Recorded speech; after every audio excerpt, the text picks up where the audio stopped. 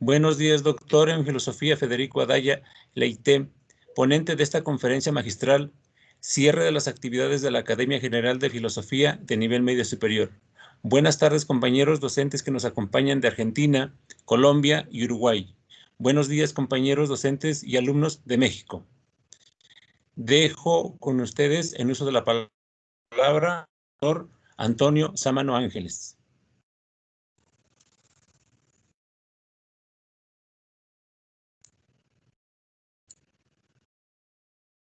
Muchas gracias, maestro. Muy buenos días a todas y a todos. Es un gusto volver a coincidir con ustedes en esta Academia de Filosofía, cuya labor y arduo trabajo ha estado representado en los últimos años por la maestra María del Rosario Reyes Rodríguez, quien actualmente funge como presidenta, y el día de hoy, con esta actividad, con esta conferencia, pues cierra ese ciclo al frente de esta academia tan productiva y tan importante para nosotros en el nivel medio superior.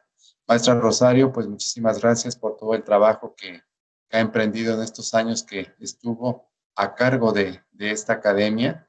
Realmente se tuvieron grandes logros, se avanzó muchísimo, y en ese sentido solo nos resta pues reconocer ese trabajo a través del liderazgo que usted tuvo en este tiempo, y agradecer pues a usted y a cada uno de los compañeros de la Academia de Filosofía esta contribución que han hecho para nuestra universidad, ese trabajo, ese cuestionamiento y esa labor al frente de los grupos y con los chicos, que seguramente ha contribuido de manera muy significativa en el aprendizaje esperado de los chicos y, por supuesto, en los grandes resultados para nuestra universidad. Muchas gracias, maestra Rosario, por esa labor, y seguramente la vida académica le seguirá dando más encomiendas en la que usted pueda contribuir desde su convicción muy personal, pero también muy profesional, de trabajar con chicos y chicas de nivel medio superior, que son la razón de ser de este espacio académico. Muchísimas gracias a todos por estar aquí. Muchísimas gracias por la invitación para esta apertura y para esta conferencia magistral. La presente conferencia trata de responder a una pregunta muy concreta: ¿cómo seguir educando en tiempos de pandemia? Y de manera más específica, busca responder a la siguiente cuestión: ¿cómo seguir generando procesos de enseñanza-aprendizaje significativos para el alumno y para los docentes? Fue en el crisol de esta pandemia y ante la exigencia de desarrollar las clases online que se generó una propuesta pedagógica concreta en la que se articuló de forma coherente dos preguntas teóricas: el psicodrama simbólico y el diálogo filosófico, tal como lo desarrollan Littman y Sharp. Muy bien, pues sin mayor preámbulo y aprovechando el tiempo que tenemos, también agradecemos a nuestros compañeros que están presentes desde el extranjero. Muchísimas gracias, bienvenidos a esta conferencia magistral.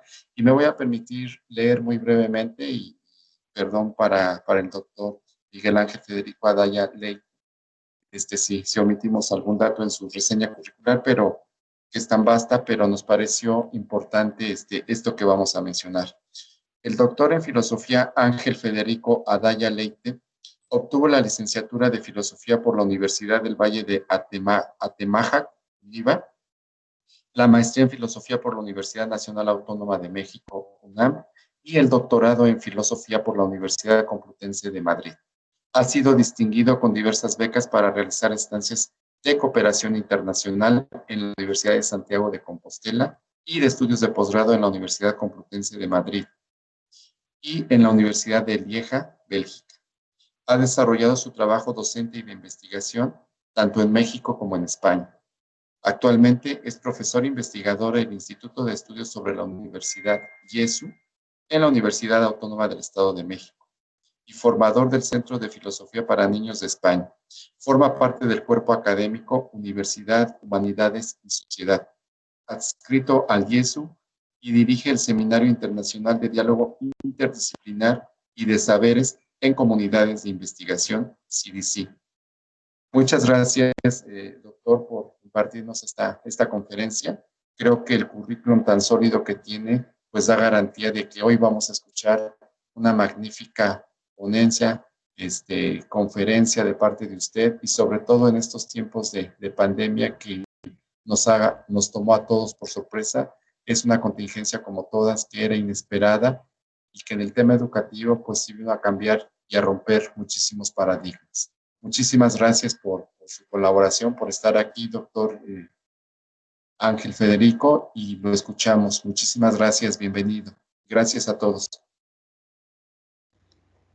Muchas gracias. Muchas gracias por la presentación y muchas gracias a todas las autoridades de la universidad que están presentes. Gracias también a la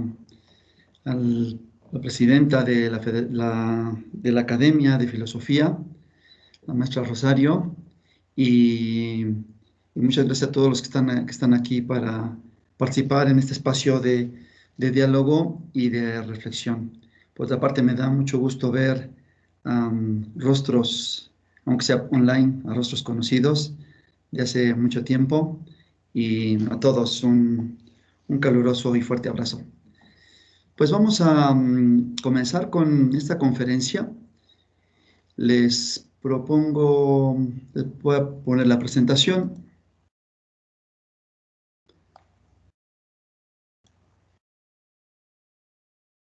Para que a partir de esta presentación podamos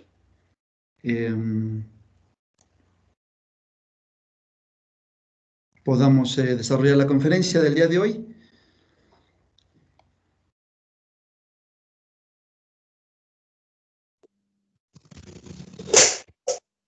Me dicen si ya pueden visualizar la presentación, se los agradeceré. Sí se ve. ¿Ya se ve la presentación, Ros? Sí, doctor.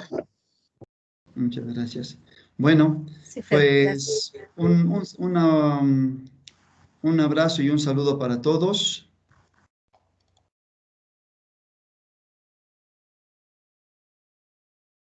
Y comenzaré con la presentación.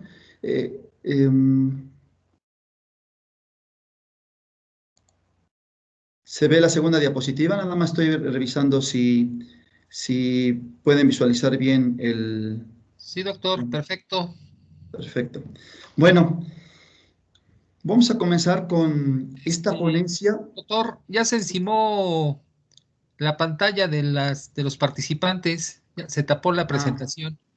Ok, listo, ya quedó. Sí, muchas gracias. Vale. Pues vamos a comenzar con esta ponencia que he titulado Cómo enseñar filosofía en tiempos de pandemia.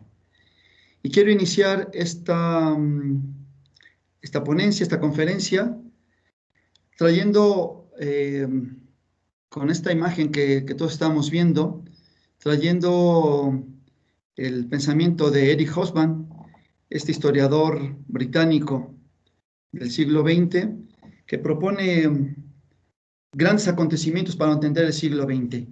El primer conjunto de acontecimientos que lo llama la era de las catástrofes, la Primera y la Segunda Guerra Mundial. A partir de ahí viene la Guerra Fría, la lucha contra los regímenes totalitarios. Viene también lo que Hobsbawm llama la Edad de Oro, porque las sociedades en general, ya capitalistas, ya socialistas, experimentan un crecimiento económico muy potente y muy acelerado. Luego viene finalmente la caída del bloque soviético y es así como él va marcando los grandes acontecimientos del siglo XX. Nosotros podíamos agregar el atentado terrorista a las Torres Gemelas, que marca una nueva polarización a nivel global.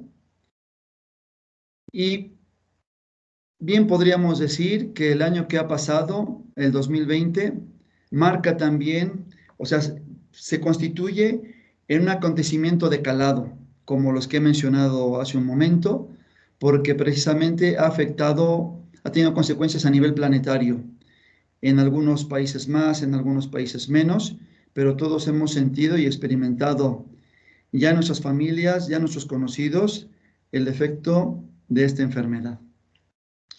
Y en este contexto es como deseo compartir esta ponencia. cómo filosofar, cómo educar, cómo formar en tiempos de pandemia. Ya no solo cómo enseñar filosofía, sino más allá, cómo filosofar, cómo educar y cómo formar.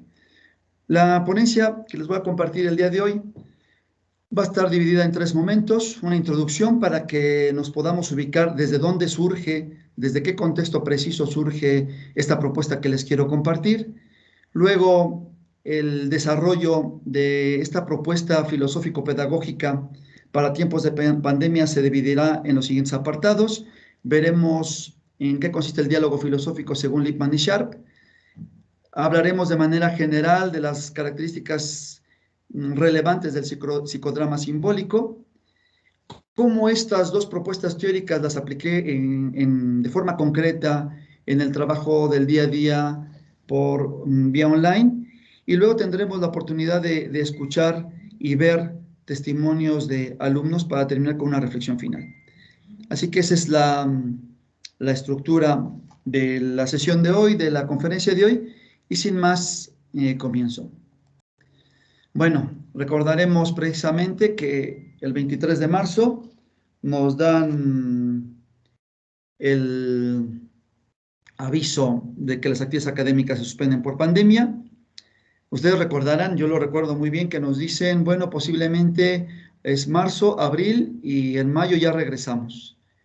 Y organizamos nuestras clases para hacerlo así. ¿Y cuál fue la sorpresa? A todos nos tomó con el pie cambiado, que esto no fue así. Ya vamos a cumplir, nos disponemos a cumplir un año de esta experiencia que estamos viviendo.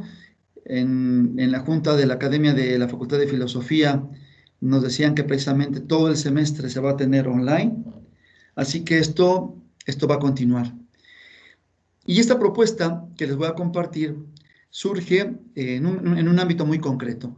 En la licenciatura de Artes Teatrales de la Facultad de Humanidades, trabajo con alumnos de 8º semestre de esta licenciatura y doy una asignatura teórica que es la hermenéutica, y que en el contexto de la formación de los chicos y chicas de la licenciatura de Artes Teatrales, las materias teóricas a veces, obviamente que no son, a veces no son del agrado, ¿no? de los chicos, a veces no.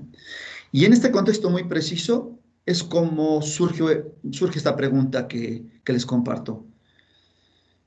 Porque ¿quién de nosotros se ha sentido completamente realizado con este cambio de nuestro trabajo docente? Entendemos que el ejercicio docente que estamos haciendo, que hacemos ustedes y yo, es un ejercicio docente vocacional. Y experimentar un cambio radical en nuestro ejercicio docente, la pregunta es, ¿qué hacer? ¿Qué hacer? ¿Qué tenemos que hacer ustedes y yo para que nuestro quehacer docente siga teniendo sentido y que en consecuencia siga teniendo sentido para los chicos? Así que esa fue la pregunta que me motivó, que me movió. Y a partir de esto, pues, generé esta propuesta filosófico-pedagógica para trabajar con los chicos, los alumnos y alumnas de la licenciatura de Artes Teatrales. Paso al primer punto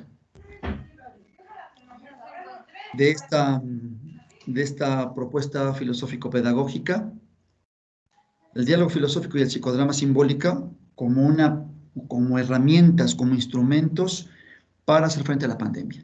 Comienzo a explicar y a detallar algunos de los rasgos fundamentales del diálogo filosófico en comunidades de indagación, según Lippmann y Sharp. Esta propuesta surge en los años 70 en Estados Unidos, surge en un ambiente formal y tiene un objetivo fundamental: cómo generar en los alumnos un pensamiento crítico, creativo y ético, un pensamiento crítico, creativo y cuidadoso, cómo formar a los chicos en este pensamiento. Así que a partir de esta pregunta se genera un programa de diálogo filosófico en comunidades de indagación por Lippmann, que lo tienen ahí, y por Anne Sharp, que y generaron una propuesta muy interesante de trabajo a nivel filosófico.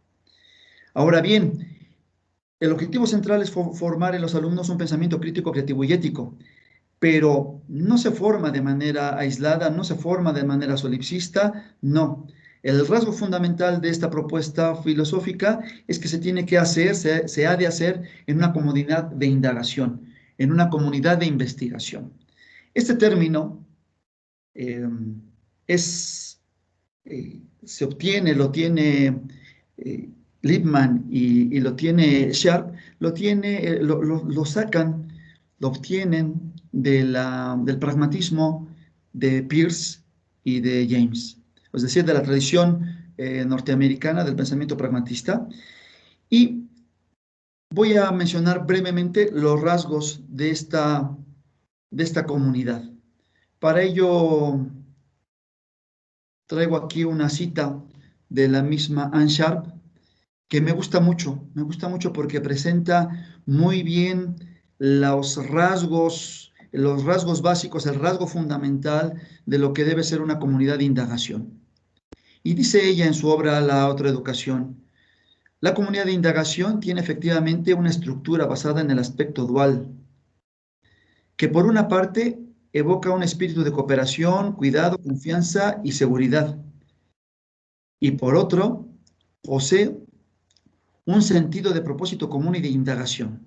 Así que la característica fundamental de una comunidad de indagación es precisamente servir de soporte, servir de un marco que permita contener a todos los participantes y que se sepan en un ambiente de confianza y a la vez de cuidado. Es decir, desarrolla un aspecto humano que hoy por hoy, en la pandemia que estamos viviendo, me parece esencial. Y el segundo rasgo fundamental de una comunidad de indagación, como nos lo explica Sharp, es que esta comunidad tenga un propósito común de indagar. ¿De indagar de qué manera?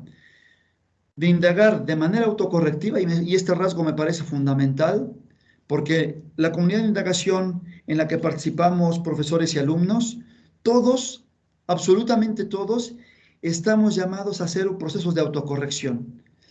De esta manera, el profesor, tanto el profesor como los alumnos, como las alumnas, la profesora, alumnos, alumnas, el profesor, tenemos como ejercicio crítico reconocer los procesos de autocorrección que hemos de llevar a cabo en nuestra aula de clase. A mí me parece que esto es fundamental en una comunidad de indagación, pero que además dice, vamos a pasar de transformar lo intrigante, problemático, confuso, ambiguo, fragmentario, y dice esta frase que me encanta, en alguna clase de totalidad unificadora.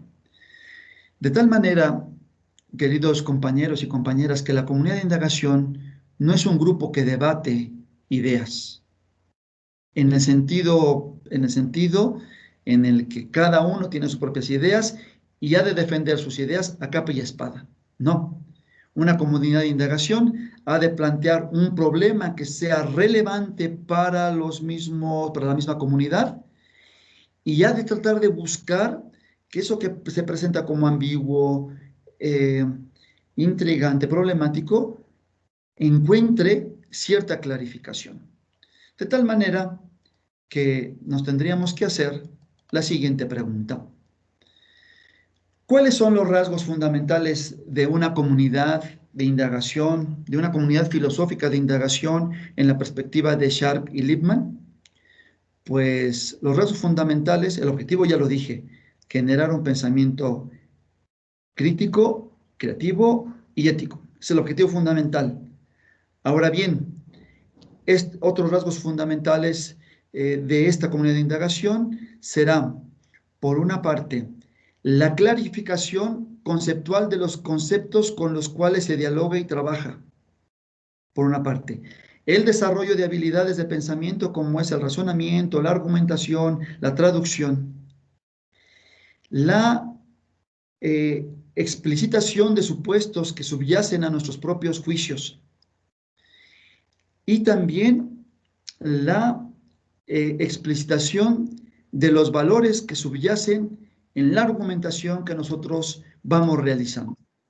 Ahora bien, este diálogo filosófico en comunidades de indagación, lo interesante, porque como algunos de ustedes lo sabrán, el pensamiento, la propuesta filosófica de Ann Sharp y Matthew Lipman se conoce generalmente como filosofía para niños.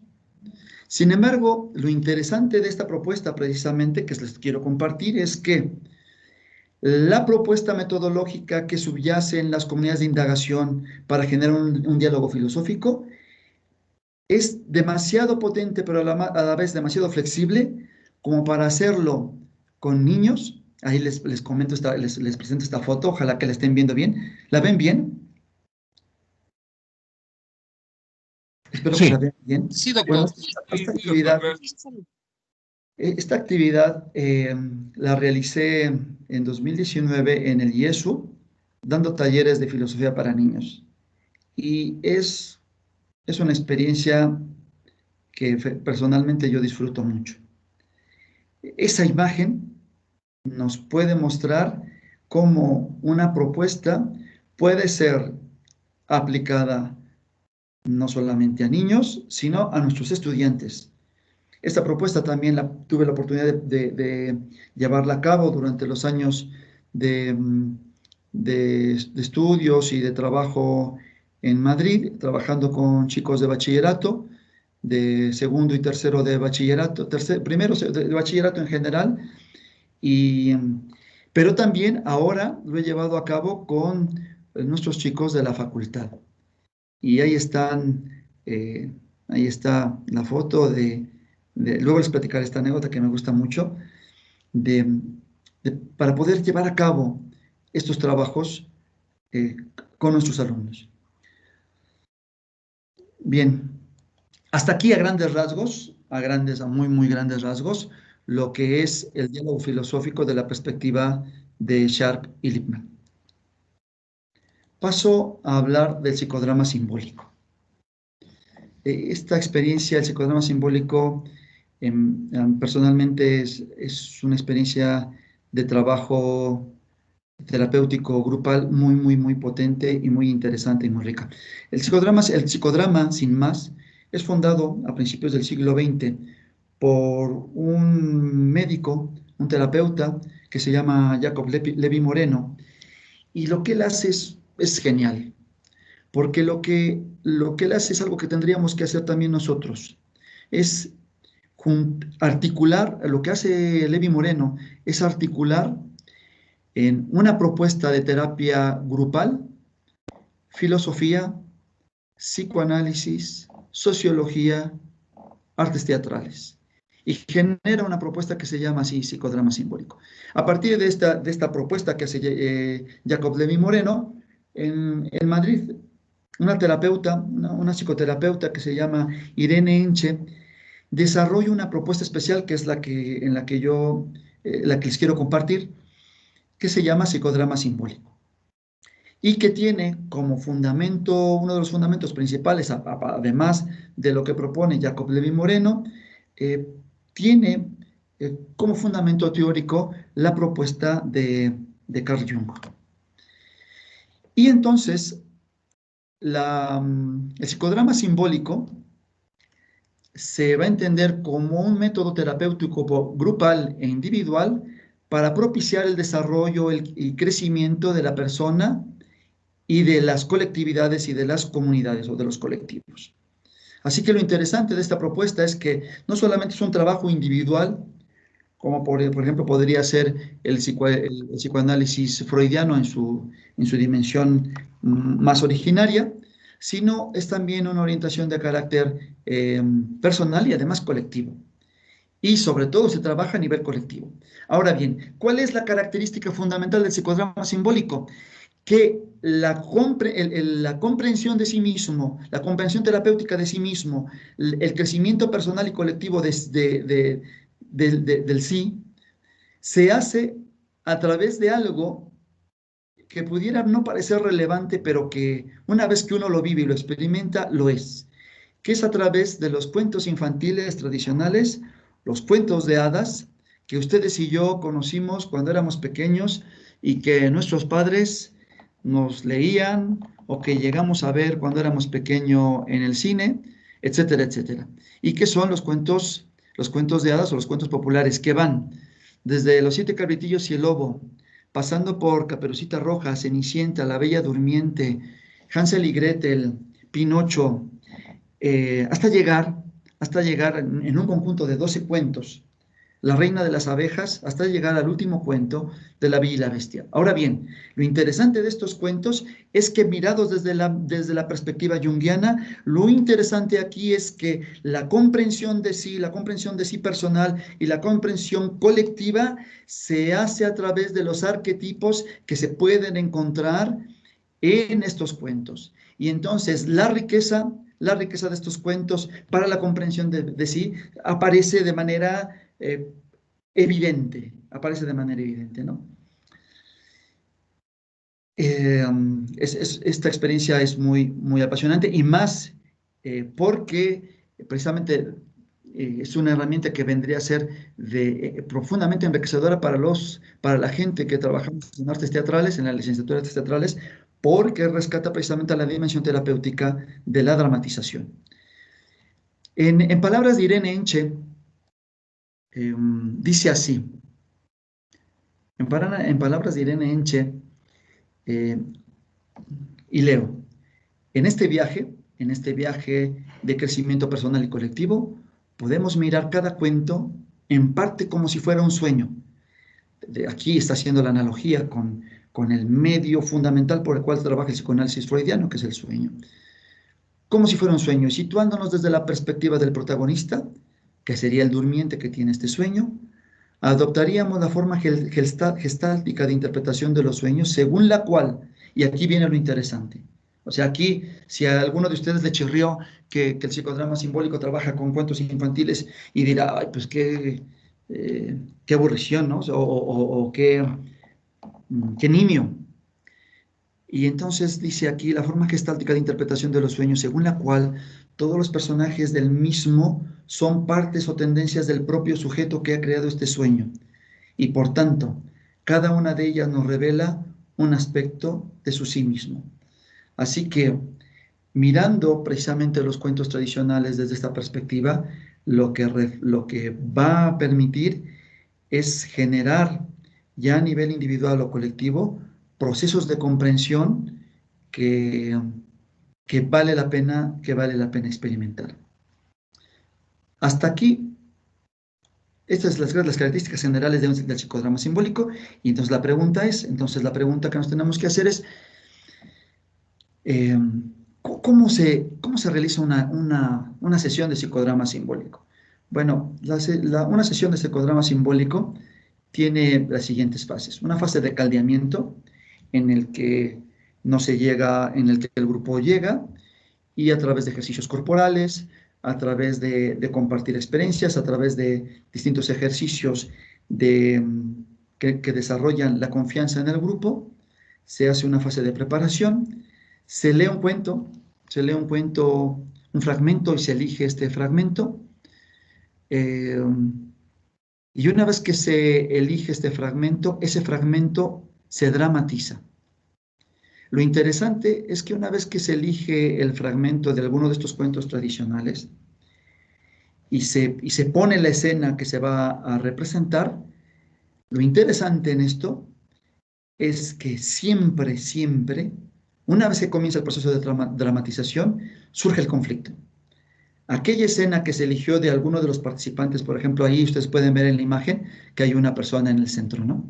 Entonces vamos a imaginar que esta persona eligió una escena de estos cuentos tradicionales, él se convierte en el director y él propone quiénes van a participar en esta escena. Esa escena que se elige de manera espontánea y en la que se pide que se identifique de manera espontánea con alguna escena que se ha leído de los cuentos, se elige y se representa. Pues bien, esa escena elegida por la persona y por el colectivo va a presentar un conflicto. Y es en la dramatización donde surge este conflicto, y es en la dramatización donde los especialistas en el psicodrama simbólico van a hacer una serie de técnicas y de estrategias corporales dramatizadas para poder solucionar el conflicto que ha salido ya personal y ya colectivo. Una vez que se llega a la resolución del conflicto a través de la dramatización, se hace un círculo en donde nuevamente los participantes van compartiendo sus experiencias de esta dramatización y finalmente se hace el cierre. Eso es a grandes rasgos lo que pasa en una sesión de psicodrama simbólico. Bueno, ya tenemos aquí el diálogo filosófico en comunidades de indagación de Sharp y Lippmann, y ya tenemos el psicodrama simbólico de Irene Enche. Así que la pregunta obligada que nos tenemos que hacer ustedes y yo es decir, bueno, ¿y esto cómo lo hago en clase? ¿Esto cómo lo llevo a casa y lo llevo a cabo en la clase? Bien, pues aquí está la propuesta que generé con los chicos de artes teatrales. En el calor de la pandemia y con la necesidad de contestarme la pregunta, ¿cómo generar procesos de enseñanza-aprendizaje que tengan sentido para los chicos y que tengan sentido para nosotros como docentes? Porque si no estamos viviendo como antes, ¿es que acaso alguno de nosotros podría pensar ingenuamente que podríamos seguir educando como siempre lo hemos hecho?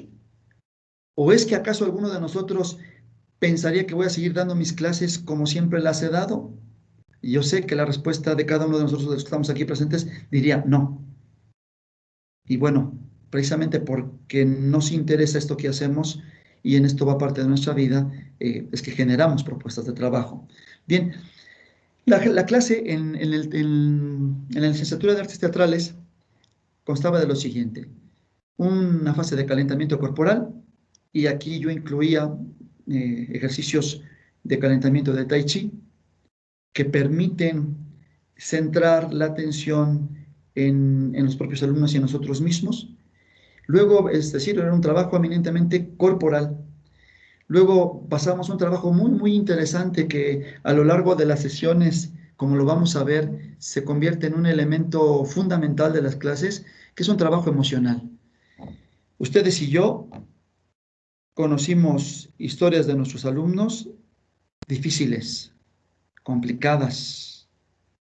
Ustedes y yo experimentamos en nuestras propias familias, en nuestros propios conocidos, situaciones difíciles y complicadas.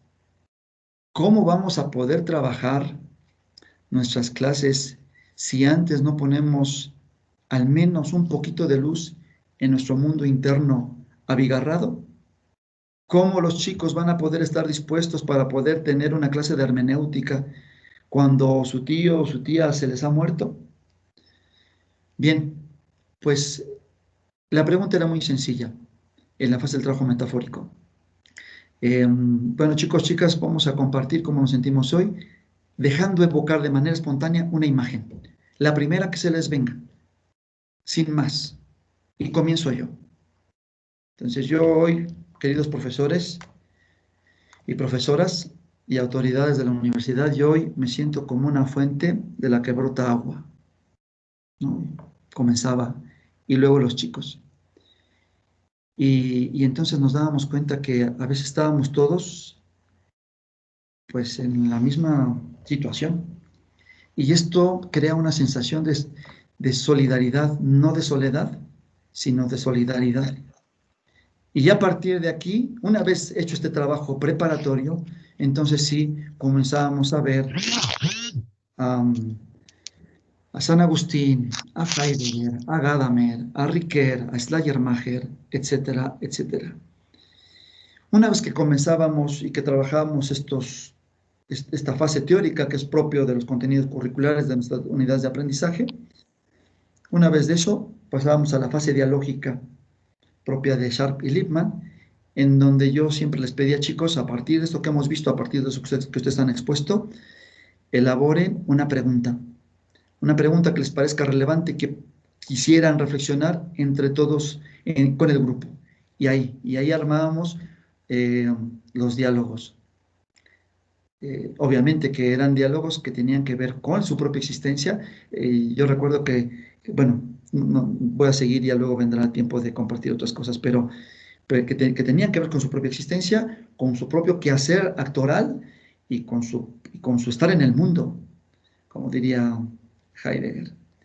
Y luego terminábamos con una valoración del trabajo de clase. Esto es lo que hicimos sesión por sesión, de principio a fin. Una vez que comenzamos a hacer esto, bueno, esta foto que están viendo me encanta. Ahí está Alex, está Antonio y está Laureli. Y lo que les pedí luego o sea, porque el trabajo metafórico puede ser a través de, en este caso con las artes teatrales, pues la verdad es un lujo estar trabajando ahí porque los chicos en sí mismos, el trabajo corporal lo tienen integrado, es algo que lo necesitan. Y entonces aquí yo les pedía que me dijeran no solamente cómo se sentían a nivel individual, sino cómo se sentían a nivel colectivo. Y ahí, a través de una escultura humana, nos estaban representando cómo ellos se sentían, por una parte, atados, tirados, y por otra parte, con ganas de avanzar y caminar, pero no podían. Posiblemente ustedes y yo hemos experimentado eso. Bien. Siguiente punto. Voy a compartirles, porque esta es la estructura general, los elementos teóricos, la manera práctica como se articuló, y ahora les voy a compartir lo que a mí personalmente aprecio y quiero mucho. Voy a compartirles los testimonios de los chicos, ya de manera oral, ya escrita, de lo que para ellos significó este trabajo, esta propuesta filosófico-pedagógica que articula el diálogo filosófico y el psicodrama simbólico. Y bueno, aquí a una actriz, es una chica que aprecio mucho, a Naila, que, bueno, esto fue en el semestre de 2020A, que en ese entonces estaba en el 8º semestre, y que voy a leer su testimonio, su reflexión, y que formó parte en la que colaboraron con un artículo para una publicación de esto que estamos llevando a cabo. Y comenzaba Naila diciendo lo siguiente: recuerdo aquellos días cuando inició la pandemia, todo parecía tan incierto e inestable. Nuestra Facultad de Humanidades entró en paro estudiantil a la par que se suspendían las clases por la contingencia. Yo me encontraba muy triste por todo lo que sucedía a mi alrededor. Las clases se pausaron y no sabíamos nada de nuestros maestros, hasta que una noche nos llegó por correo una tarea del maestro Federico Adaya. Continúa, Naila. Si tienes el texto a la mano. No, profesor, no lo tengo a la mano. Pensé que iba a estar en la presentación. Sí, no te preocupes. Bueno, aquí está Naila con nosotros, la invité. Y si te acuerdas un poco de lo que contabas, te podríamos escuchar. Naila. Claro, yo recuerdo que había mucha incertidumbre en aquellos días por la situación del COVID y de la situación de nuestra facultad, pero sin embargo, el hecho de que el maestro se haya puesto en contacto con nosotros y además las actividades que nos dejaba una reflexión en cuanto a entorno y en cuanto a nuestro, pues fue como un regresar prácticamente a la vida. A mí me conectó desde un lugar muy especial a mí misma y a mi quehacer como estudiante. Lo vuelvo a repetir porque fue muy impactante el quedarnos como en la cuerda floja de no saber qué estaba pasando, y que a través de todas estas propuestas filosóficas que nos compartía el maestro en cuanto a los autores, de esa manera regresar a la reflexión, pues fue algo como muy valioso para mí y también de mucho uso. Si bien es cierto que en la carrera nos enfocamos más en materias como de cuerpo, actuación, la manera en que nos condujo en la filosofía fue muy significativo para nuestra profesión y no puedo estar más que agradecida por todo lo que nos compartió y por las experiencias, porque cada muy disfrutable y aparte era un escape de la realidad agobiante que estábamos viviendo. Entonces fue muy especial. Gracias, gracias Naila. Pues aquí está un fragmento del testimonio de Naila y vamos a escuchar ahora a José Antonio, también compañero de Naila, también alumno de octavo semestre y que comenzaba su reflexión sobre el curso diciendo lo siguiente. El curso de Hermenéutica 2020A fue la experiencia que más puede representar un curso en línea. Puedo decir que sus características lo hacen un ejemplo de un tipo de convivencia humana y académica. Adelante, Antonio. En medio de la crisis social y personal, el curso comenzaba con una activación física, la respiración consciente, el estiramiento, los ejercicios que nos traían al presente, que nos disponían al convivio virtual y abrían el paréntesis para la reflexión filosófica hermenéutica. Si quieres compartir algo, lo tienes a la mano tu texto, lo puedes seguir leyendo. Un momento. ¿Dónde está? Bueno, pues solo compartir que el proceso nos acercaba a un encuentro, en primer lugar, muy personal, que como lo mencionaba el doctor, teníamos primero este encuentro desde el psicodrama simbólico, con cómo nos sentíamos, con cómo estábamos, y a partir de eso podíamos llegar a entender ya sea los contenidos, pero esos contenidos no solamente eran contenidos teóricos, incluso, por ejemplo, algo que veíamos en cursos pasados es que veíamos mucha cosa que parecía un poco abstracta y que no podíamos llegar a entender en un sentido profundo, y que respecto al curso de hermenéutica, este curso representó para mí personalmente un encuentro con una indagación personal, con una investigación sobre mí en el mundo.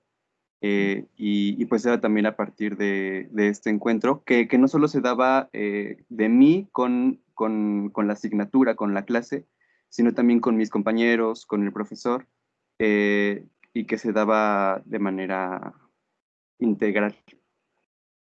Muchas gracias, Antonio.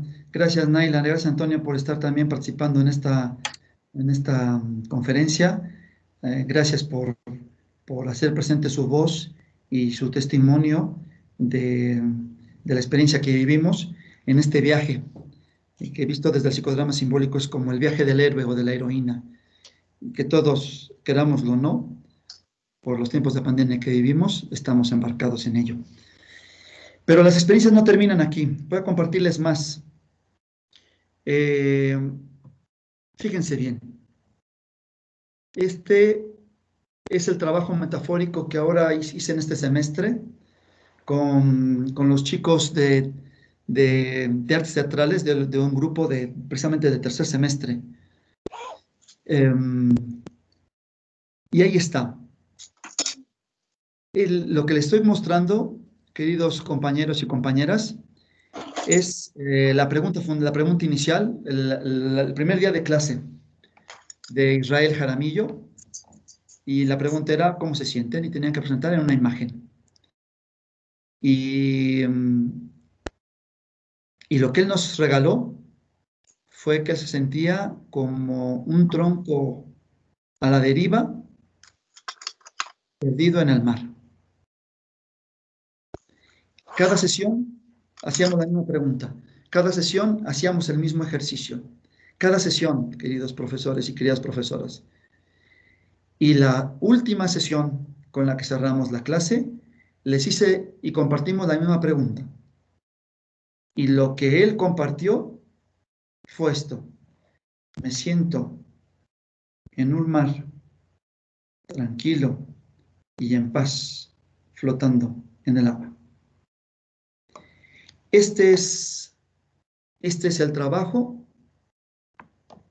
que no solamente significa cómo enseñar filosofía, cómo filosofar, cómo educar, sino la pregunta que a mi juicio me parece fundamental para ustedes y para mí es cómo formar personas en tiempos de pandemia. ¿Cómo? ¿Cómo hacerlo? Y ahí está el trabajo de Israel Jaramillo. Voy a cerrar bueno, no la voy a cerrar. Quiero pedirles, fíjense bien, y aquí voy a hacer la conexión con el psicodrama simbólico. Abro micrófonos y hago una pregunta para todos los que están aquí escuchándome, que me digan de los cuentos tradicionales infantiles, ¿con cuál de los cuentos tradicionales infantiles podría yo relacionar estas dos imágenes? ¿Y por qué? Repito la pregunta, ¿eh? Llamo micrófonos, voy a dejar de hablar y voy a hacer una pregunta para todos. De los cuentos tradicionales que ustedes y yo conocemos, Los 7 cabritillos y el lobo, Caperucita Roja, Pinocho, Hansel y Gretel, La Bella Durmiente, Cenicienta, Blancanieves, La Bella y la Bestia, Pinocho, etcétera. ¿Con cuál de estos cuentos se asemeja y por qué? Abro micrófonos y quien quiera contestar.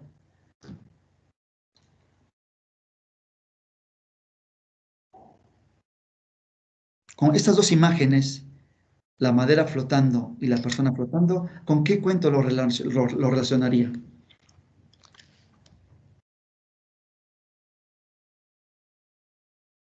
¿Alguien que se anime? Hola, Sí. pues tal vez con el cuento, la novelita de Pinocho, Sí. pues, ¿Quién habla? Perdón, ¿nos puedes decir tu nombre? Es que no te veo. hola, soy Kevin Rivera. Ah, Kevin. Sí. Y Sí. bueno, es el viaje de un pequeño tronco que por alguna razón siente y puede hablar, es transformado en un niño y al final, a través de un montón de peripecias, empiezan a, a despertar cierta conciencia de sí mismo. Sí. Sí. A partir, Sí. pues, Gracias, Kevin. Sí. Fíjate, yo les preguntaba a mis alumnos, cuando ustedes estaban chiquitos, el Pinocho, ¿qué nos enseña?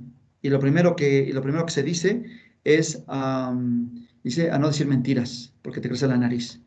Esta perspectiva de los cuentos tradicionales es una perspectiva que surge, que se acrecienta, ustedes saben muy bien, en el siglo XVIII, porque hay un fin moralista, ¿no? El siglo ilustrado, el siglo XVIII, el siglo de las luces, a través del teatro y a través de la literatura, tienen un fin eminentemente moralizante, que se expresa en los cuentos, en las fábulas y en los relatos. Y entonces no hay que decir mentiras porque te crece la nariz.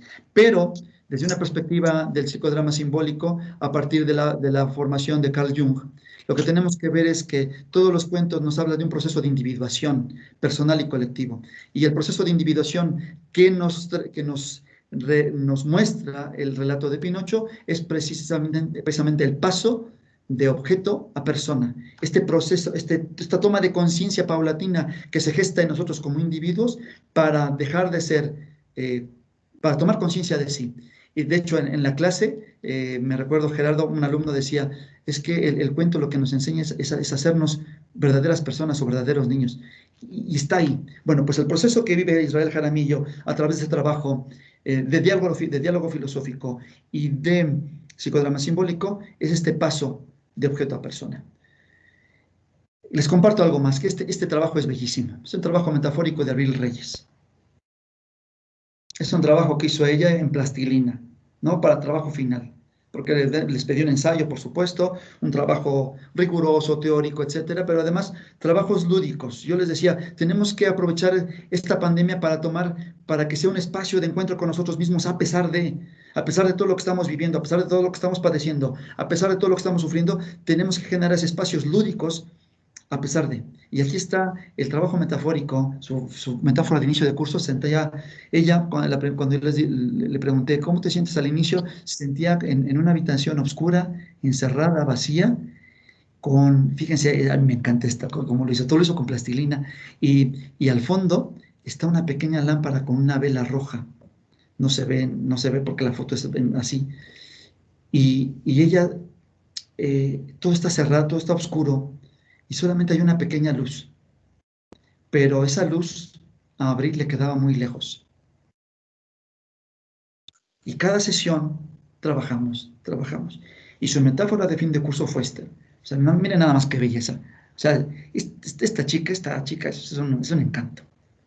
Es un encanto. Y ahí está, ¿no?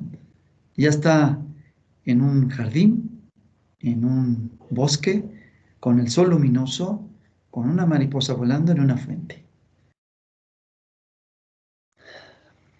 Siguiente. Pero, y a mí me parece esto fundamental, esto no es la varita mágica de las hadas que transforman todo, que transforman a Pinocho en un niño de verdad. Esta propuesta no es la varita mágica que transforma todo en oro, no. Además, en este sentido, yo creo que se tiene que ser muy respetuoso con los procesos de cada uno de nuestros alumnos. ¿Cómo sentía al principio? Enjaulada, sin poder salir. ¿Cómo sentía al final? Pues ella se sentía así como lo ven en esta imagen. Así. Ella lo describía, esta Liz, también una chica muy trabajadora, que aportó bastante a la clase, y decía, me siento en el mar, hundida, pero que poco a poco voy saliendo, que mi mano puede salir del agua y que siento que el sol me ilumina y que el sol me jala poco a poco. Así que cada persona tiene sus procesos, y yo creo que es muy importante en la medida de lo posible. Yo sé que a veces esto no es fácil, pero me parece, y quiero traer a la colación una noción que para mí es fundamental en el trabajo docente, que es una noción de Gabriel Marcel, del existencialista Gabriel Marcel, que es la noción de misterio. Este concepto que nos comparte Marcel en su filosofía, y que es la capacidad o el hecho de que nosotros, frente a nuestros alumnos, estamos frente a un misterio. Y lo que nosotros vemos de ellos es tan breve, tan poco, y a través de esto nosotros podemos acercarnos un poco al misterio de cada uno de nuestros alumnos.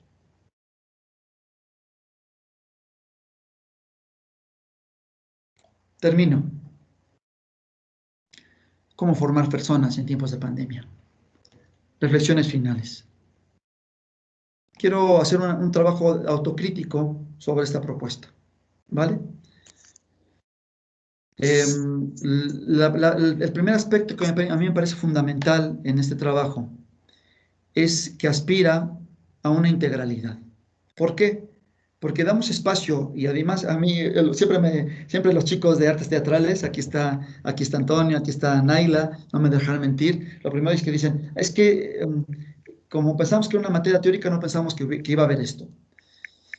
Tenemos que aspirar a un trabajo de integralidad. Y aquí mi deseo es precisamente un trabajo de integralidad que trabaje 3 niveles constitutivos de nosotros mismos. Nivel corporal, a través de estos ejercicios propios del Tai Chi. Nivel emocional inconsciente, que es la generación de imágenes espontáneas y que se transforman en imágenes muy potentes de nuestro estado de ánimo, de lo que estamos viviendo nosotros, y compartimos profesores y alumnos. Bueno, en este caso, yo y los alumnos. Y luego un trabajo racional consciente que implica el trabajo riguroso del pensar argumentando, del pensar viendo conceptos, clarificando conceptos, contraargumentando del pensar riguroso propio del ejercicio filosófico. Entonces, me parece que este es un aspecto que me parece que yo personalmente me siento en el trabajo de clase, yo me siento a gusto, porque yo también trabajo esto. El límite de la propuesta. Bueno, pues la propuesta no tiene una finalidad terapéutica. Zapatero a sus zapatos. Nosotros somos profesores y en nuestro caso la mayoría de profesores o estudiantes, profesores de filosofía. Así que nosotros tenemos claro que nuestra finalidad es una finalidad eminentemente educativa. Pero es cierto que si nosotros nos atrevemos a mirar a nuestros alumnos desde la perspectiva, como les compartí hace rato, desde el misterio, desde lo que estos rostros que ustedes ven, ¿no? Ahí está Abril, ahí está Coahuila, ahí está Liz, ahí está Israel, ahí está José, ahí está Sara, ahí, ¿no? O sea, lo que hay, la profundidad, la densidad que hay de cada uno de estos rostros. Ahí está Gerardo, que me hizo favor de tomarme las fotos. Bueno, entonces, esta propuesta es una propuesta educativa y obviamente no terapéutica. Y en este sentido, aclaro que no rescata lo esencial del trabajo psicodramático, porque lo esencial del trabajo psicodramático es la dramatización de los conflictos a través de una representación teatral. Esto, obviamente, que no se hace en clase. Sin embargo, me parece que el trabajo metafórico, y aquí saco el texto de la metáfora de Viva de Paul Ricoeur, la metáfora se constituye en un elemento de comprensión de sí mismo, muy potente, ya a nivel emocional, afectivo-emocional, ya a nivel lógico-racional. Porque la metáfora, como el símbolo, diría Paul Ricoeur, da que pensar y da que pensar mucho y más. Me parece que en estos tiempos de pandemia, siguiente conclusión, necesitamos articular de manera urgente y necesaria la teoría y la praxis. Y en este sentido, me siento muy afín al pensamiento de Marx y Engels sobre la vinculación necesaria entre teoría y praxis, y a la vez con la teoría pragmatista de la vinculación de teoría y praxis. Creo que tenemos una obligación, nosotros como profesores de asignaturas teóricas, tenemos la urgencia de mostrar a nuestros chicos que toda reflexión teórica es necesariamente vital y existencial, y que hay un vínculo que si nosotros dejamos ver, los chicos pueden mirar con mayor claridad su propia vida, su propia existencia. Y finalmente, me parece que en estos tiempos que vivimos de pandemia, reclama de manera urgente también que nuestros programas se constituyan en un instrumento dinámico de nuestra propia creatividad. De cada uno de nosotros, de cada una de nosotras.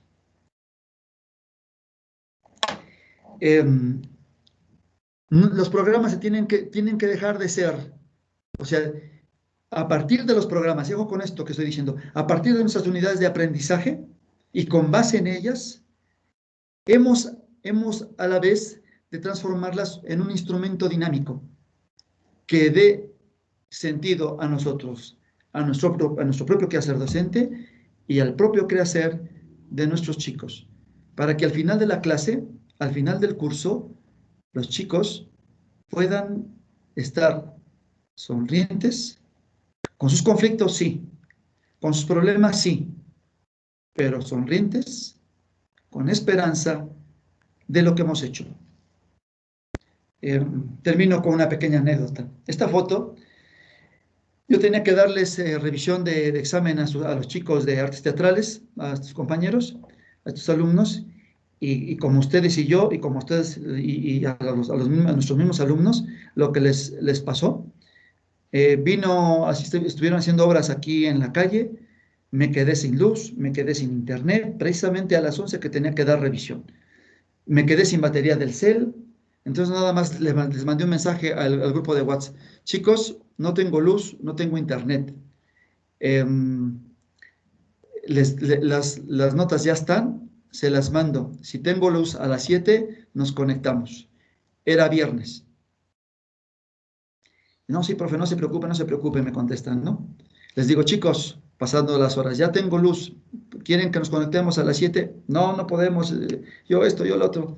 Y una chica de las que están aquí dice, ¿por qué no nos vemos mañana sábado? Mañana sábado a las 10.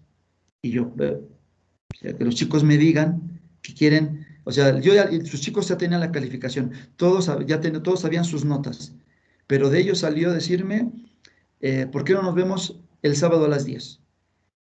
Y les dije, vale, nada más dijo una chica, no contestó más, nadie contestó, pero el sábado a las 10 de la mañana me dice Liz, profe, ¿qué pasó? ¿No se ha conectado? Ay, madre mía. Les digo, disculpen, ya voy. Y hicimos la evaluación final del curso. Y estos fueron sus rostros, que a pesar de, pudieron compartirnos y que ahora nos comparten. Yo les dije, ¿saben qué, chicos? Voy a dar una conferencia. Podemos sacar una foto porque quiero compartirles lo bien que nos la pasamos en el curso. Y dijeron, sí, sí, sí. Y ahí están ellos compartiéndonos su buena vibra. Y hasta aquí mi ponencia. Muchas gracias, profesores, muchas gracias, profesoras, muchas gracias, mi querida Ros, muchas gracias, autoridades de la universidad. Ha sido un placer, es un placer estar con nosotros. Abrimos, si les parece bien, el espacio. Uy, madre mía, ¿qué hice? Ay, el espacio para las preguntas.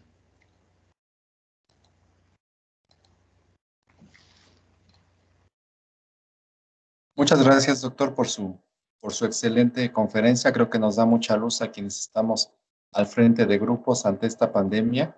Es una visión muy, muy interesante y que a lo mejor, hablo por mí, no habíamos recatado en revisar, y creo que son unas propuestas muy interesantes que si las aplicamos seguramente tendríamos los resultados que ustedes tuvieron en sus clases allí en la Facultad de Humanidades. Yo le agradezco muchísimo igual a la maestra Rosario por esta invitación y a todos los compañeros y compañeras que están en esta conferencia tan importante, y los tengo que dejar porque tengo que unirme a otra reunión.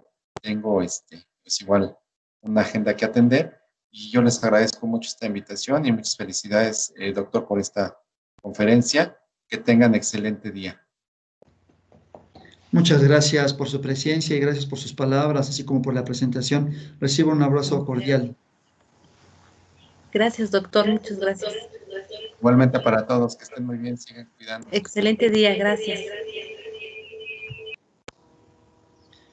Ros, ¿nosotros continuamos? Sí, doctora Daya, el doctor Gamaliel tiene la manita levantada. El profesor Abraham el licenciado Abraham levantó primero la mano, pero si gustan se está proyectando la pantalla, algunos compañeros, ojalá se pudiera presentar el doctor Adaya, que es el que está dando la ponencia. Me da mucho gusto saludar al maestro Fonseca, pero pues creo que... Fede, deja de compartir tu pantalla, por favor, y ya te vemos a ti. Ahí estamos. Sí, muy bien. Entonces, Abraham, ¿preguntas tú? Pregunto yo, porque vi que tú tenías levantada primero la mano, como quieran. Adelante. Queridos profes, adelante, doctor. Buenas tardes. Perdón, queridas profesoras y profesoras, antes de comenzar así con las preguntas, yo les quisiera pedir dos cositas, una sola cosa. Si se puede, como posiblemente, bueno, tenemos, querida Ros, tenemos espacio hasta la 1, ¿verdad? Sí, doctor. Sí, ¿verdad?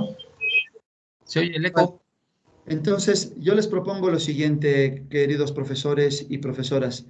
Me gustaría, primera indicación, me gustaría, abrimos micrófonos, me gustaría que pudiéramos compartir en un primer momento, de manera libre, por supuesto, y de manera espontánea, cómo nos sentimos a través de una imagen, la primera que se les venga. Esta misma actividad que hice con los chicos también la realizamos en el seminario de diálogo interdisciplinar que tenemos y que estoy coordinando. Y me gustaría comenzar, si quien guste, de manera libre, Están los micrófonos abiertos. La primera imagen espontánea que se les venga, si es que quieren compartirlo, ¿cómo se sienten? A través de una imagen.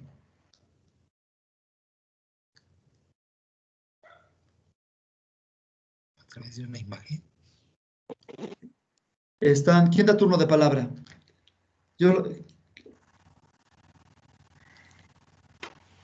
Sí, estaba el maestro Abraham, el doctor Gamaliel. Mi participación es sobre la ponencia, no sobre cómo me siento en este momento en una imagen. Perfecto, con toda libertad, ¿eh? Con toda libertad. Si quieren compartir, bien, y si no, también no hay ningún problema. Que esto es completamente libre. Vale.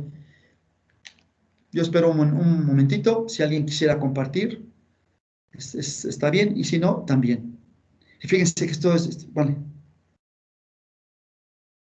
Vale, fíjense, esto es muy interesante con los chicos. Yo también les decía, chicos, si en algún momento ustedes no quieren compartir cómo se sienten, sin problema, ¿no? O sea, que sepan que esta clase es una clase es un espacio de libertad, es un espacio de reflexión, pero de libertad. Y si quieren, bien. Sí, Mitzi. Hola, mi querida Mitzi. Qué gusto verte aquí. ¿Cómo estás? Igualmente, muchas gracias primero por tu charla, sumamente interesante. ¿Y cómo me siento yo? Pues como me viene a la mente la imagen de una taza de café, porque hace que me vuelva dinámica, que me active, y con ese sabor, ¿no? Intenso. Y la verdad es que así han sido mis clases, a pesar de que sí somos muy teóricos, nos toca, ¿no? No aburrir a nuestros alumnos, y por eso es que a veces sí hago que se activa, ¿no? Los 20 minutos que sé que me pueden poner atención es como esa taza de café, y así me siento. Muchas gracias. Gracias a ti, Mitzi. Qué gusto escucharte y gracias por compartir cómo te encuentras. Quien guste, gracias, Mitzi.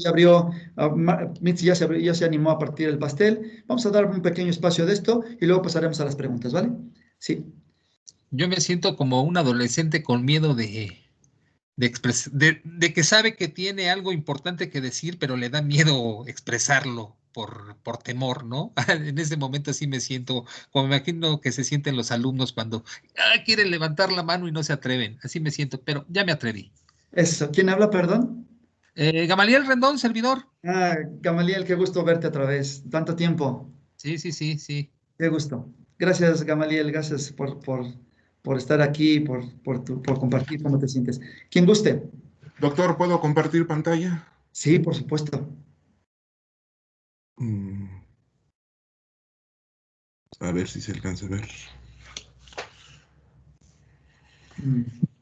Qué bonito.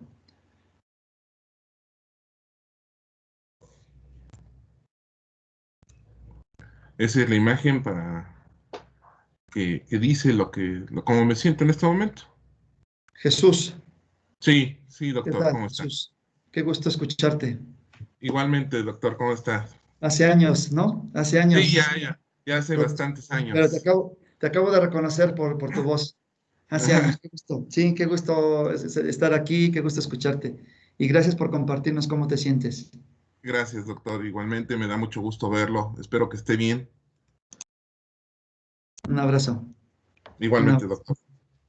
Gracias, Jesús. Quien guste, ya nos compartió Mitzi, ya nos compartió Gama, ya nos compartió también Jesús. Está también levantando la mano Emilio.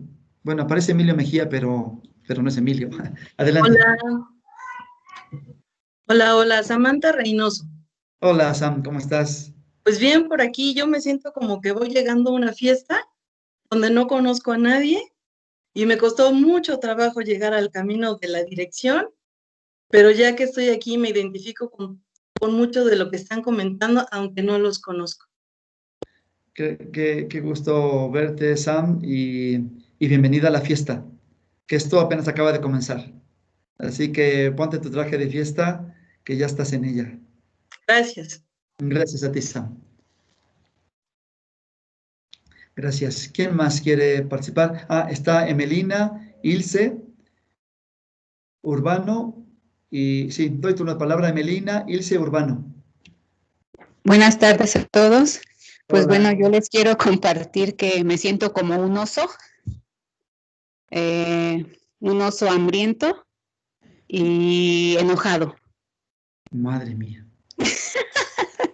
Sí. Gracias, gracias por compartirte cómo te sientes. Oye, ¿qué imagen, solamente Emelina, Sí. compártenos qué imagen de oso se te viene? ¿Un oso grizzly, un oso pardo, un oso negro, un oso panda? ¿Qué oso se te viene? Es un oso, Lo me primero, lo imagino así, ¿perdón? lo primero que se te venga, la primera imagen. Es un oso café enojado. Gracias. Gracias, M. Y gracias por estar aquí. Urbano. Hola, buenos días a todos. ¿Sí se me escucha? Espero que sí.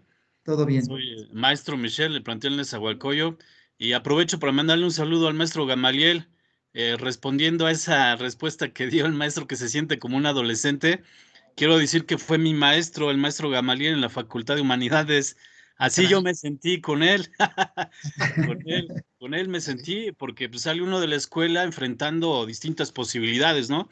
Y el maestro Gamaliel, pues fue un foco en mi experiencia como filósofo y que, bueno, me atrevía a esta situación, ¿no? Yo me siento desde ese día como un rayo, retomando esta mitología de Thor, ¿no?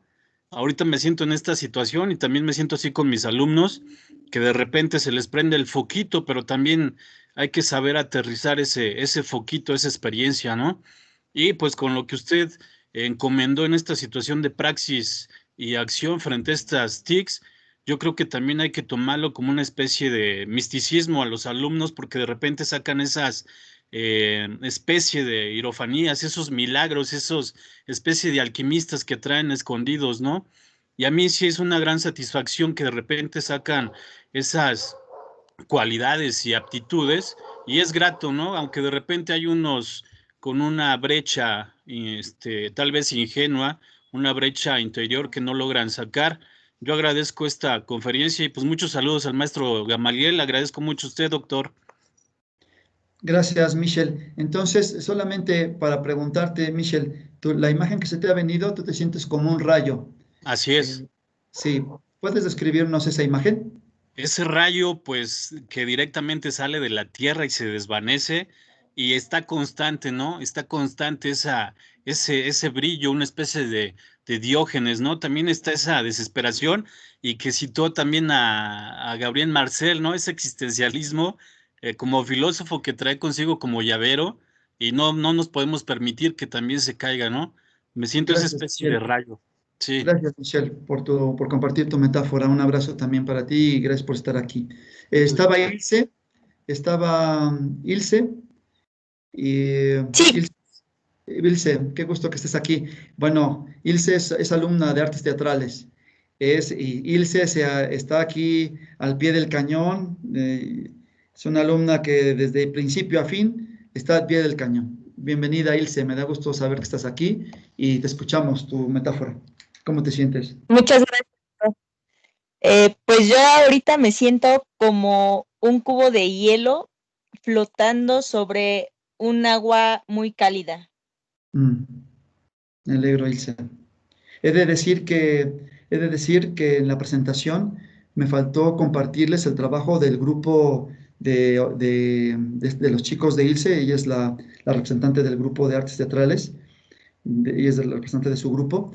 E hicieron unos videos y unas representaciones, hicieron un ejercicio escénico, pero por cuestión de tiempo ya no pude compartírselas, pero hicieron unos videos y unos ejercicios actorales sobre su propia existencia, interesantísimos. A ver si más adelante tenemos oportunidad, mi querida Ros, de compartir estos ejercicios filosófico-existenciales a través de ejercicios actorales. Gracias, Ilse. Un abrazo grande y qué bueno que estás aquí. A usted, prof, muchas gracias. Gracias a ti, Ilse.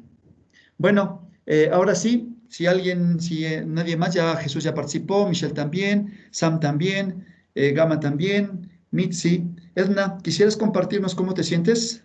Mi querida Edna. Hola, hola, ¿cómo estás? ¿Qué tal? Qué gusto verte, Edna. Tanto tiempo. Qué gusto. Igualmente. Pues, yo me siento el día de hoy, en este momento, como un helado de fresa. Así. Sí, así, un helado de fresa. Tengo mucho frío, pero me siento bien y esperanzada. Me alegra. Me Así. alegra. Me alegra, mi querida Edna. Tanto tiempo que no nos hemos visto. Pero me alegra saber que estás aquí. Y muchas gracias por esa plática. Hice una regresión. Una regresión padrísima. Muchas gracias. Gracias a ti, mi querida Edna. Bueno, siguiente ejercicio y damos pasos a las preguntas. Les voy a pedir que todos, absolutamente todos, queridos compañeros y compañeras, puedan formular una pregunta. Vamos a dar el turno de palabra. Ya había algunos, quienes ya no vayan quienes ya no vayan a participar, les pido por favor que bajen su manita. Y quienes quieran hacer preguntas, vamos a pasar a las preguntas, pero antes, precisamente quiero pedirles a todos, absolutamente a todos, que elaboren una pregunta. Una pregunta que consideren que es relevante para poder compartirla ya de manera oral aquí o ya de manera por el chat, ¿vale? Entonces, les dejo un minutito para que todos, absolutamente todos, llenen el chat con sus preguntas. Y la indicación es la siguiente. Por favor, elaboren una pregunta que les haya surgido a partir de esta charla, de esta conferencia, y que les parezca relevante para poder compartir entre todos nosotros. ¿Vale? Entonces, son las 12:20, les voy a dar un minutito y todos en el chat, por favor, quiero que pongan sus preguntas para el trabajo filosófico. Sabemos que la esencia del trabajo filosófico es la dinámica, la dialéctica de la pregunta y la respuesta. Así que, pues, venga, vamos a hacer preguntas que nos parezcan, que nos sean relevantes a cada uno de nosotros, y las vamos a poner en el chat, y luego quien quiera, Gamaliel había ya levantado la mano para hacer una pregunta, comenzaremos con él, y seguimos adelante, ¿vale?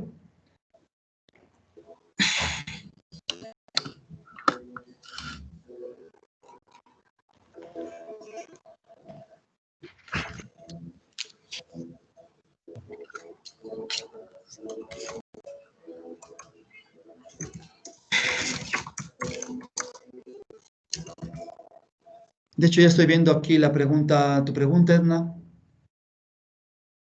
Y bueno, vamos escuchando las preguntas y luego quien se anime para poderla compartir y poder reflexionar, pues adelante, ¿vale?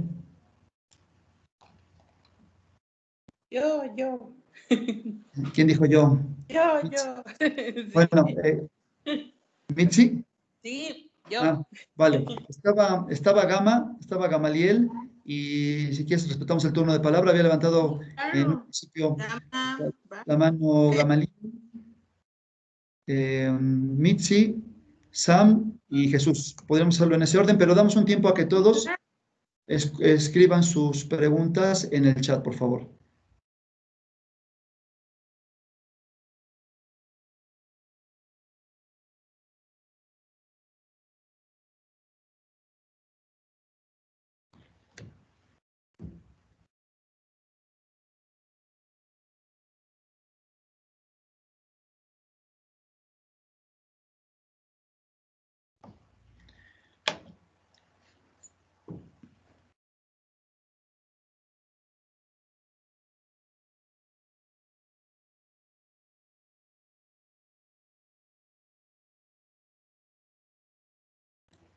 Bueno, ya hay preguntas bien interesantes. Voy a leerlas, ¿eh?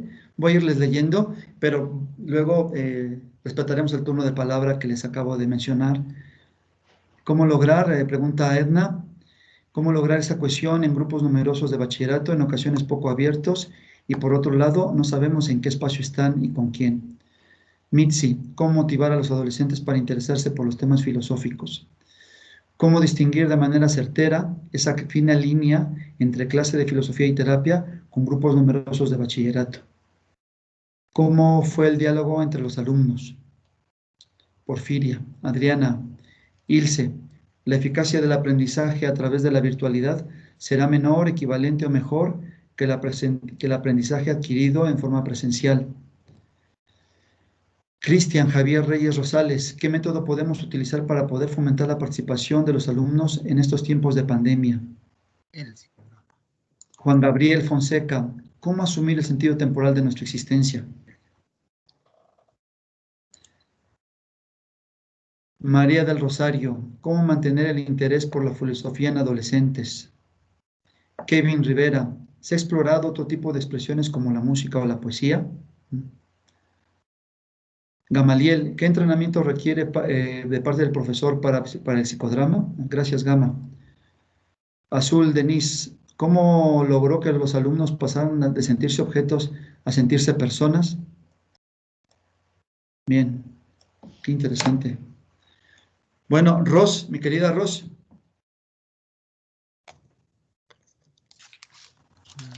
Sí, Fede. Por las preguntas aquí tan relevantes que están haciendo, yo creo que podríamos extendernos hasta las 3, ¿no? Mínimo. Gracias. Para que vayamos solicitando la comida y nos las traigan aquí a nuestra casita. Bien. Claro. Bueno, pues vamos a comenzar. Ahora sí están algunas preguntas ahí. Quienes quieren seguir escribiendo sus preguntas y que no lo han hecho hasta ahora, lo pueden hacer. Ros, ¿estas preguntas se pueden guardar? Sí, Fede, se quedan grabadas en el canal. Vale.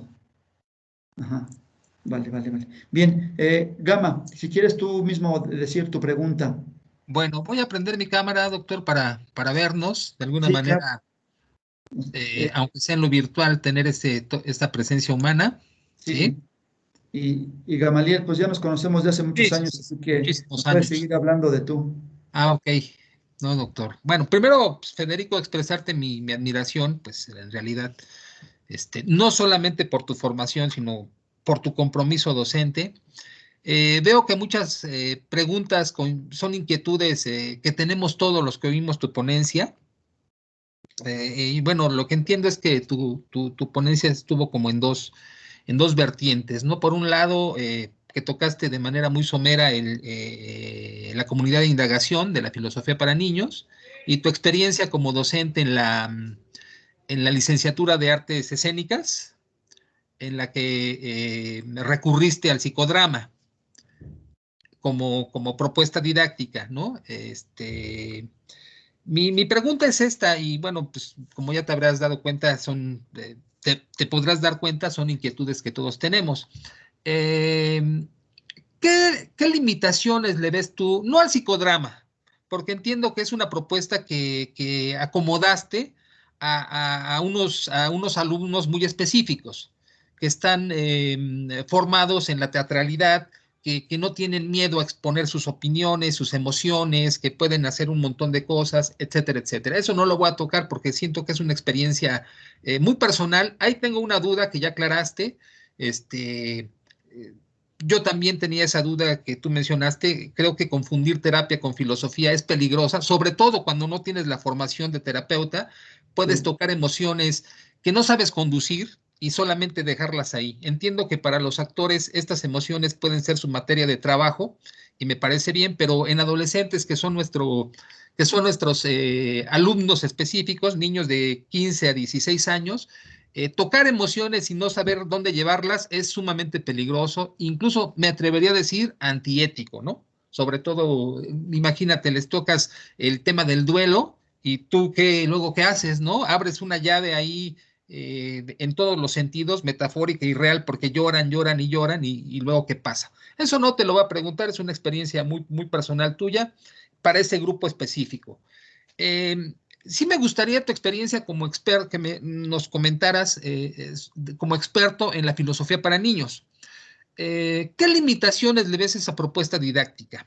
Te expreso, ¿y por qué viene esta pregunta? te expreso nuestras condiciones de docentes.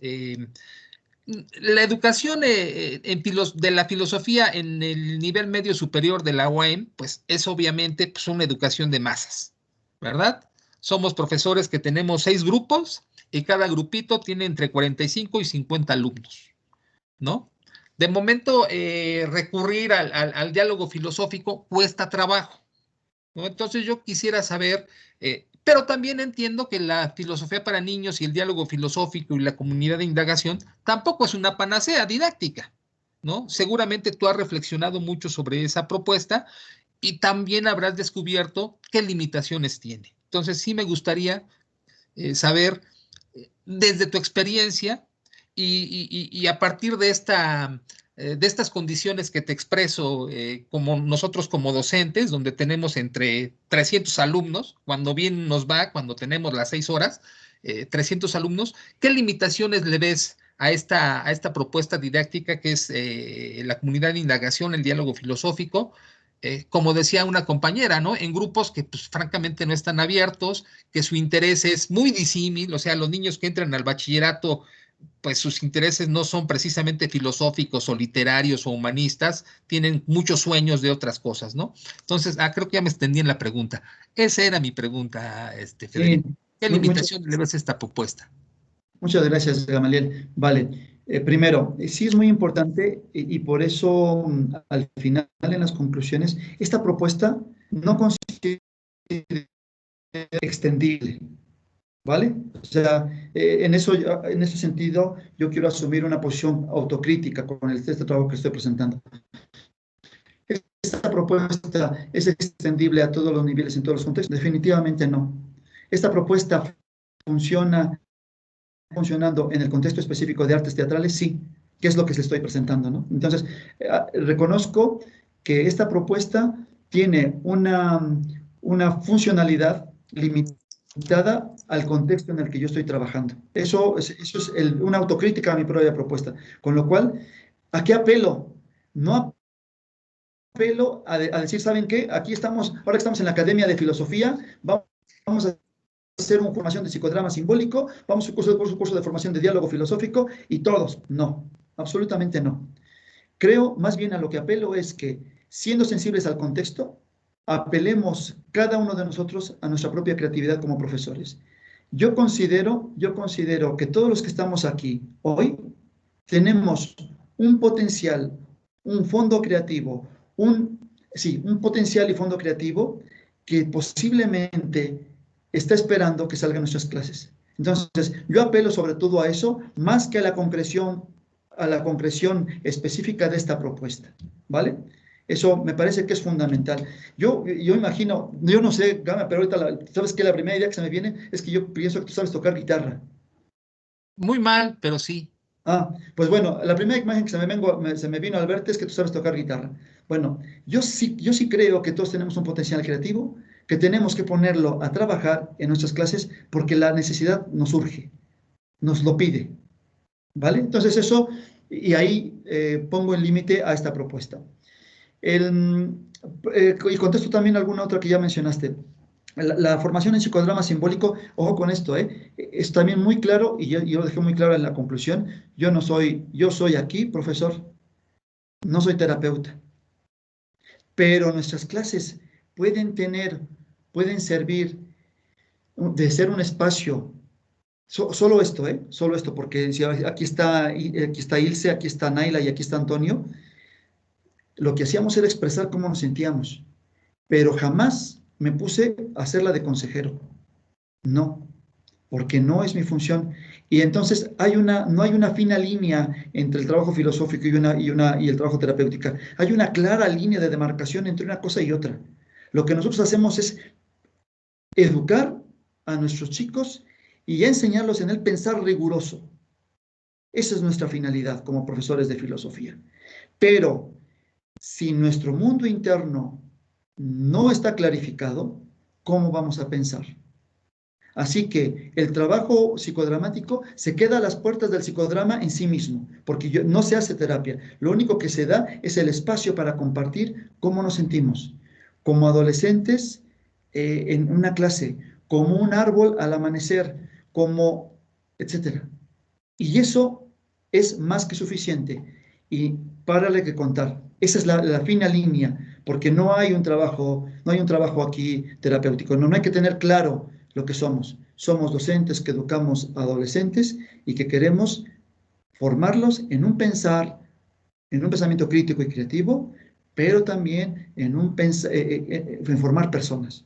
Ahí. Y ahí está nuestra línea de demarcación clara. Para formarse en psicodrama simbólico, pues son 3 años, como formador, 3 años, y aparte, si uno quiere ser terapeuta, pues es otra cosa, ¿no? Pero es un trabajo largo, laborioso, y entonces por eso digo que esta propuesta no es extendible. Lo único que es extendible es el impulso de creatividad que tiene que haber en nosotros como profesores, me parece. Sí. Luego, para contestar a tu pregunta, mi querido Gamaliel, este trabajo yo lo realicé desde el 2012 hasta el 2018 a nivel secundaria y bachillerato en Madrid, con 300 alumnos, como usted, o sea, ahí nos tocó entrar de lleno en la refriega de calificar los exámenes.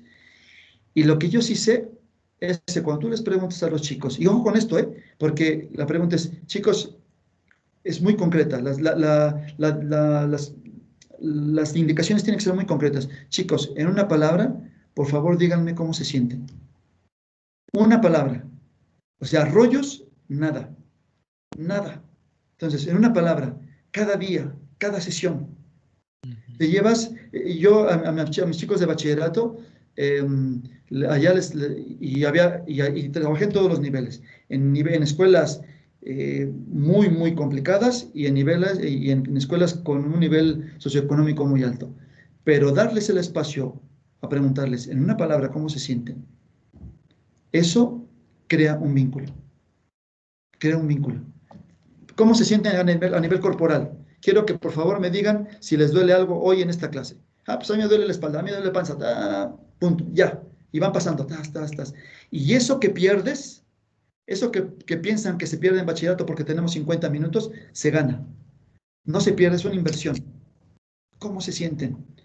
Al final, los chicos se sienten, y yo mismo me siento escuchado, porque yo comparto cómo me siento. Y si yo me siento, yo les decía aquí a Naila, Antonio, es que yo no tengo ningún reparo a irse. Yo hoy me siento angustiado, yo hoy me siento preocupado, yo hoy me siento como, y yo soy, la metáfora, la imagen que a mí más se me vino en toda esta pandemia, yo me siento como un remolino que me está tragando,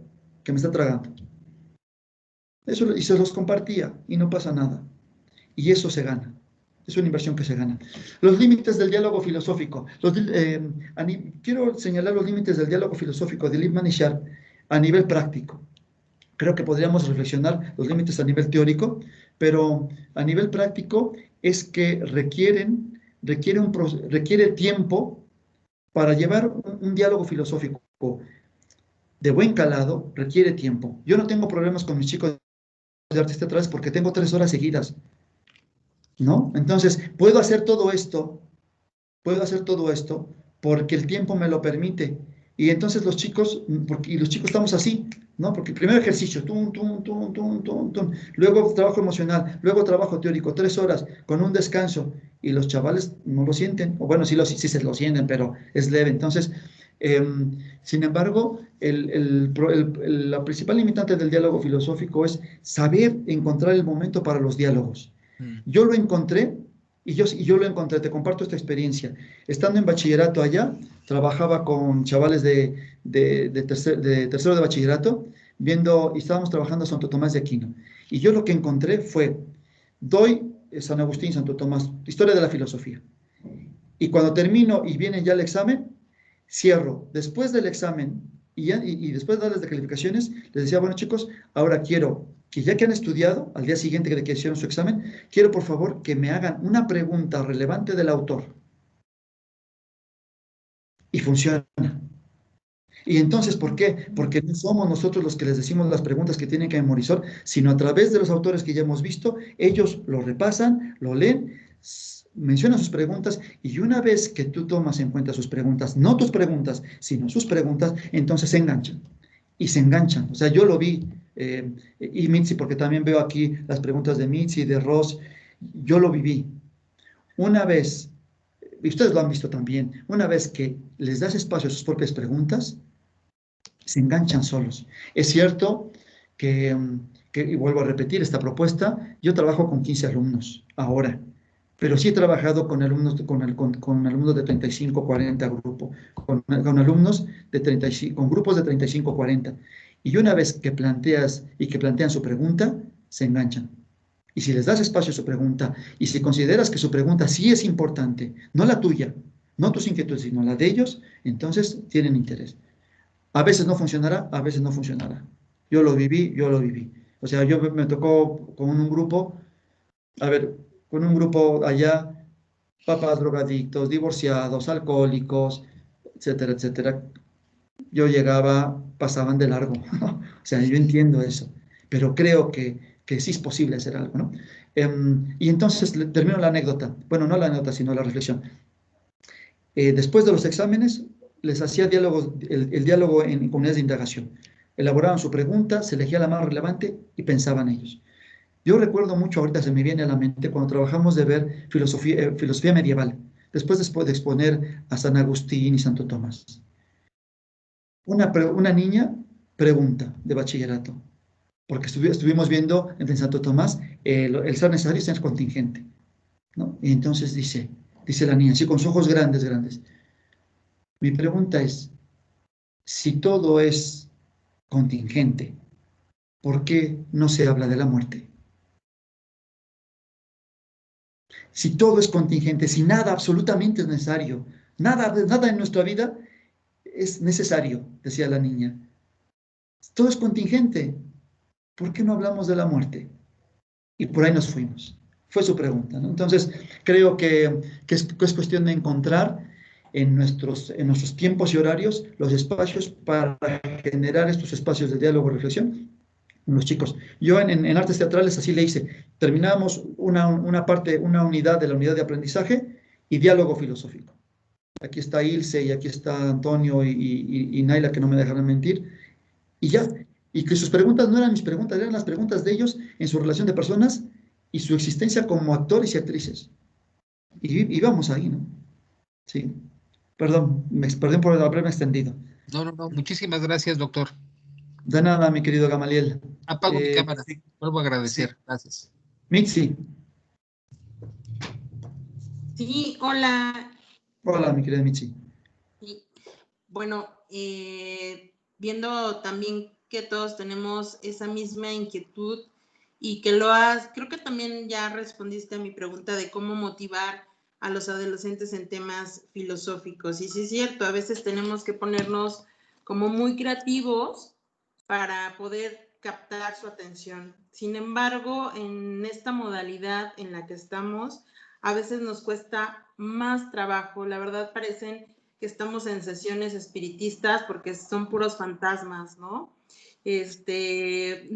Obviamente no podemos dejar que tengan sus cámaras prendidas, pero al momento de hacer estas preguntas que tratan de hacer una indagación acerca de los temas, para despertar su curiosidad, sí nos cuesta mucho trabajo, ¿no? Sí. Entonces, ¿qué nos sugieres con respecto a esto? Bueno, yo voy a decirte lo que a mí me funcionó en su momento cuando trabajé con secundaria y bachillerato allá. Ajá. Y que era, tampoco creo que sirva de mucho porque entiendo, yo ahí sí reconozco y la verdad los admiro a todos ustedes, porque yo no sé qué haría si en lugar de clases tuviéramos sesiones espiritistas, de verdad. O sea, de ahí felicitarles a cada uno de ustedes, los que están en trabajo de bachillerato, porque tengo conocidos que pues me cuentan, ¿no? O sea, ausentes totales, y sin ninguna posibilidad de engancharlos como antes cuando estábamos cuando estábamos en presencial. O sea, ahí en presencial no se nos escapaban, pero ahora me parece complicadísimo, me parece muy, muy complicado. Yo lo único que te puedo decir es que lo que a mí me sirvió en su momento, ahora no, porque no estoy en el ambiente de bachillerato, pero sí estuve, era el lenguaje, buscar los códigos y lenguajes y medios que ellos utilizaban. A mí lo que a mí funcionó en su momento, que no significa que esto les vaya a funcionar, que te vaya a funcionar a ti, es, a mí me gustaba preguntarles qué grupos de música escuchaban. Y cuando me decían, yo anotaba. Y luego, al iniciar clase, video. Les ponía un video que sabía que a ellos les iba a gustar. Y escuchaba los videos primero que a ellos les gustaban y que tenían algo a partir del cual yo pudiera sacar un tema filosófico. Entonces ponía el video. De hecho, yo además era muy fácil porque yo ponía el video y yo no tenía que callar a nadie, porque estamos en la cultura en la dictadura de la imagen, ¿no? Ya lo sabemos, como lo dice Sartori. Estamos en la dictadura de la imagen y los chicos les pones un video a los chavales de bachillerato y se enganchan. Y a partir de ahí, que generen preguntas, que podamos nosotros conectar con los programas que estamos viendo, me parece que podría, bueno, a mí me funcionó. No significa que esto funcione hoy. Y yo, sinceramente, les admiro de verdad a todos ustedes, porque yo no sé si yo sería capaz de hacer lo que ustedes hacen, de verdad. Muchas gracias. Pues sí, a ponernos creativos entonces. Sí. Muchas gracias, Fede. De nada, mi querida Mitzi. Gracias a ti. Un abrazo. Son las 12:44. Me está avisando aquí nuestra querida presidenta de la Academia de Filosofía que nos quedan 6 minutitos. Así que si les parece, quien guste puede levantar su mano para dar turno de palabra. Déjenme ver si está hasta Sam y Jesús. Sam. Hola, pues recuperando lo que se había comentado de cómo trabajas con los chicos de la facultad, sabes que trabajo en educación primaria y que los grupos con los que he estado trabajando ahorita son los pequeñitos de primero y segundo. De alguna manera, tal vez no con el referente teórico con el que lo estás trabajando tú, pero me he dado a la tarea de hacer lectura con los chicos y de ahí rescatar muchas de sus vivencias. Mi pregunta es, tú en tu experiencia de investigación, ¿qué instrumentos considerarías pertinentes para recuperar las narrativas de esos chicos, en este caso durante la pandemia, con el propósito de realizar un trabajo de investigación? Es decir, cómo sistematizar o cómo llevar a cabo pues sí, una recopilación de esas narraciones, de esas narrativas, y algún referente teórico que pudiera sugerir para un poco irlas trabajando. Vale, en su momento, y además ya sabes que me gusta, a mí me gusta trabajar con niños. Y aparte de que trabajo ahora como en licenciatura y en nivel posgrado, a mí me gusta trabajar con niños. Trabajé bastante, ahora no lo estoy haciendo, de hecho mi intención era poderlo trabajar desde el IESU, pero pues con la pandemia ahora se ha cancelado. Pero estuve trabajando bastante con niños sobre todo a partir de 5 años, de 5 a 12 años, en diferentes contextos. A mí lo que me funcionó para trabajar con los niños fueron los cuentos, y sobre todo el álbum ilustrado. O sea, el álbum ilustrado para los niños y las niñas es una gozada, es una pasada el que tú les cuentes en vivo y a todo color. Por lo tanto, para mí, la mejor herramienta para trabajar con niños es la narración oral. Yo trabajaba filosofía para niños con la narración oral. Y les cuento una historia, llevo el álbum ilustrado, escaneo las imágenes y voy contándoles la historia. Y hay 2 formas con las que yo trabajé con los niños y que a mí me gusta mucho. Por ejemplo, les cuento la historia y al final no se las cuento. Y entonces ellos tienen que crear la historia y hacen unas cosas preciosas. No les das el final de las historias. De cuentos que no sean tradicionales, porque los cuentos tradicionales los manejan y los conocen más, pero en historias en donde los cuentos no son tradicionales y que no sabes el final, los niños pueden trabajar el ejercicio de la narración, el ejercicio de la narración escrita a través de dejarlo así. Y a mí me funcionaba muy bien. Y yo creo que todo lo que, la cuestión teórica que te podría servir es precisamente, tengo un texto sobre narración oral. Si quieres luego te lo puedo compartir. Es una reflexión teórica sobre la narración oral y si quieres luego te lo puedo compartir. Y yo creo que eso, a nivel teórico, te podría servir para fundamentar tu trabajo. ¿Me quedó algo en el tintero? ¿No? Vale. Son las 12:48 desde Toluca, ciudad de altura, capital del Estado de México.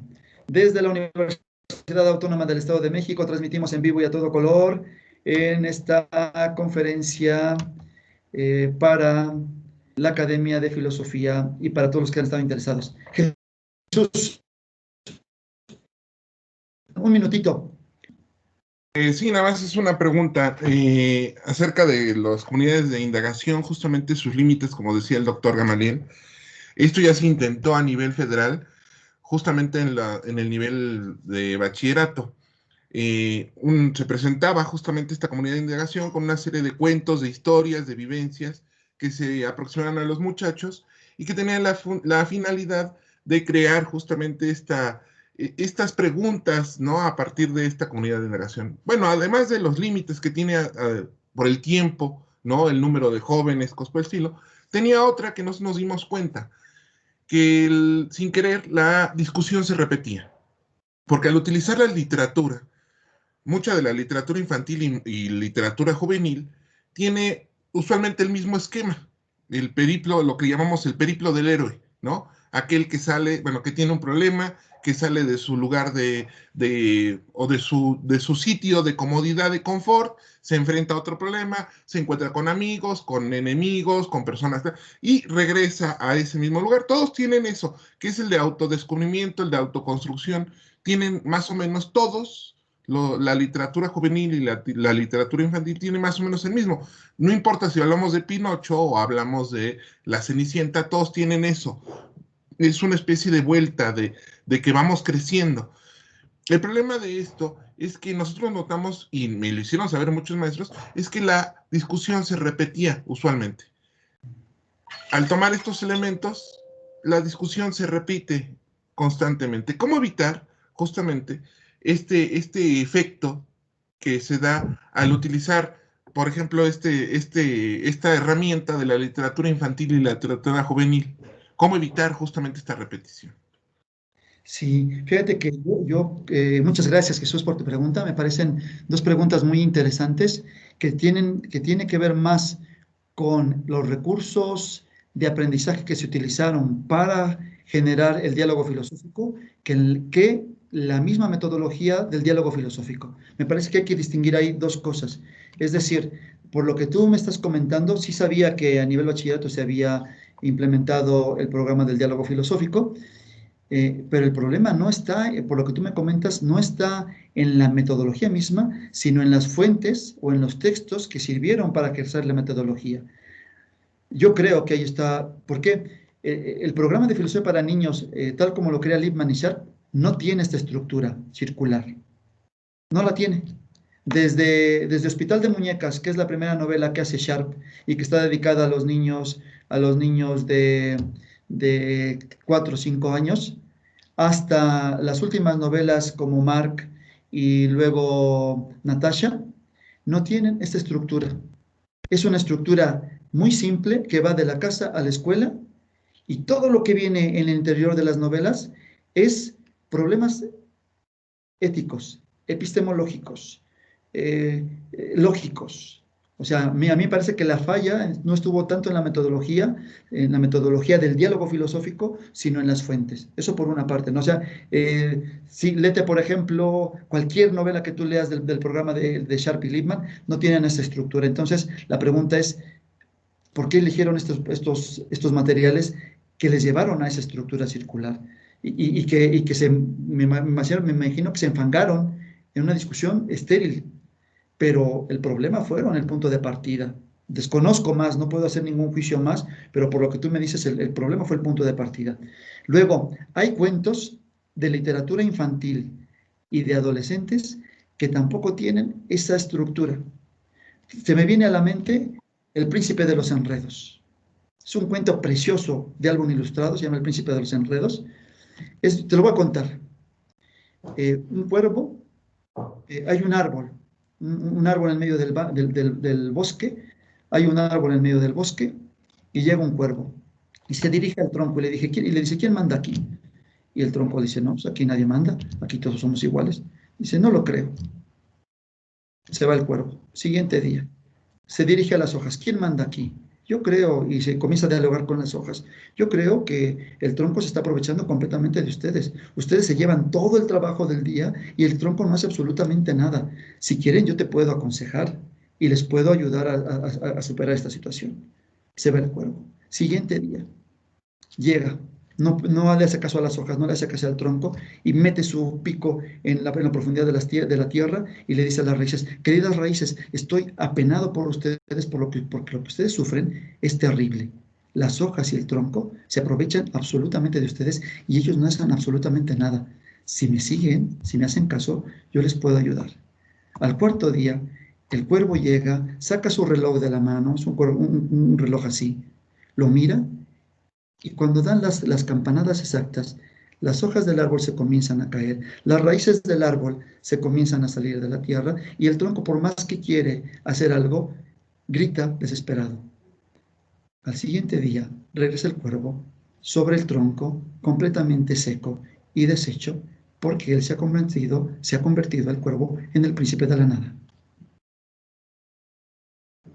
Y entonces cuando yo cuento este cuento a los niños y a los adolescentes, lo primero que dicen, ¡ay!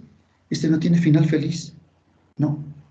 Entonces, el problema es el punto de partida, no la metodología, considero yo.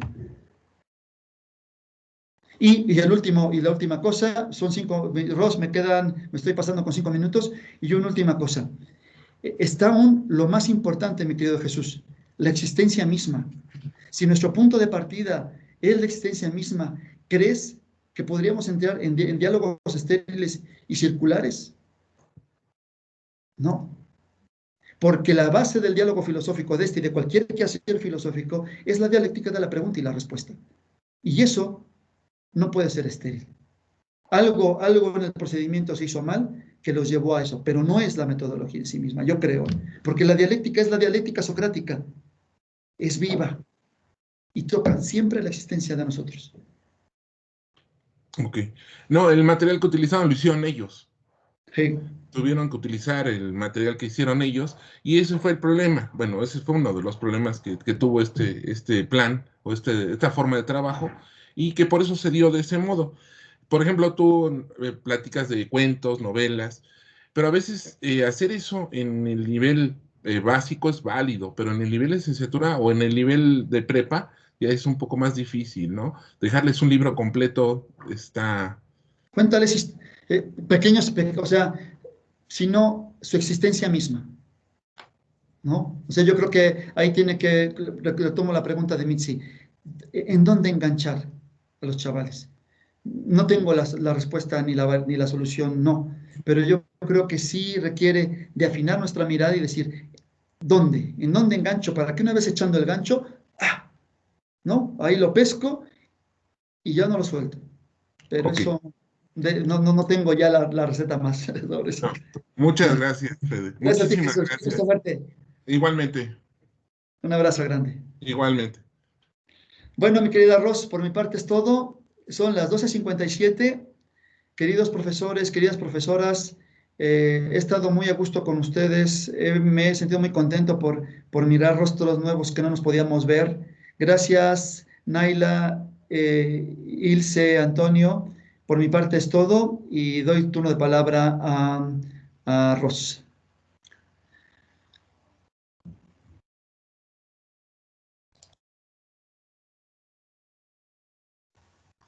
Gracias, Fede, por esta charla, que si bien muchos quizás hemos utilizado esto que es la comunidad de indagación, creo que En efecto, como tú bien lo mencionas, esta parte de la creatividad del docente, pues bueno, eso es lo que tendríamos que estar trabajando cada uno desde donde estemos.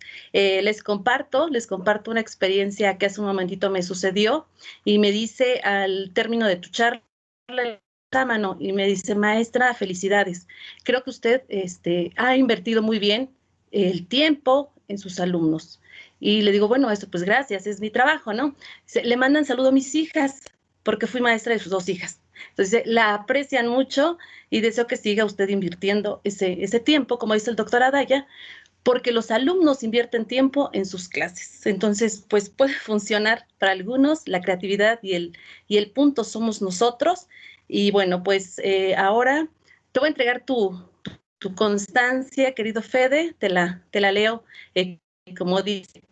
La Secretaría de Docencia y la Dirección de Estudios del Nivel Medio Superior, a través de la Academia General de Filosofía y el Instituto de Estudios sobre la Universidad, otorga la presente constancia al doctor en Filosofía Ángel Federico Adaya Leite por su exitosa conferencia magistral Cómo enseñar filosofía en tiempos de pandemia a través de la plataforma Microsoft Teams, llevada a cabo el 21 de enero del 2021, de enero 2021, Patria, Ciencia y Trabajo 2021, celebración de los 65 años de la Universidad Autónoma del Estado de México, y firma el calce el doctor en Contabilidad Fiscal, Antonio San Ángeles, director de estudios del nivel medio superior, que hizo favor de hacer esta cálida bienvenida y este recibimiento. Como siempre, por todo el apoyo. Gracias y pues seguimos viéndonos.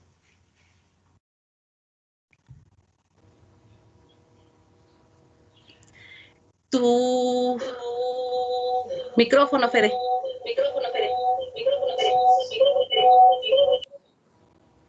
Pues muchas gracias, mi querida Ros, por la invitación, gracias por estar aquí, gracias a todos los participantes por sus preguntas que nos permiten pensar y reflexionar, y mi reconocimiento a todos los profesores que están ahora en bachillerato. De verdad, mi reconocimiento, mi admiración, porque es una situación difícil poder seguir enseñando filosofía en tiempos de pandemia. Así que les animo, les mando un abrazo, mi admiración, mi respeto, y seguimos en contacto. Un abrazo para todos y feliz tarde a todos. Gracias, Fede. Hasta luego. Un abrazo. Gracias, nos vemos. Cuídate, que te vaya muy bien. Un abrazo para todos. Gracias, maestro. Gracias, Federico. Hasta luego. Muchas felicidades. Que te vaya bien. Hoy. Dale, Fede. Un abrazo. Gracias, maestro. Buenas tardes. Buenas tardes.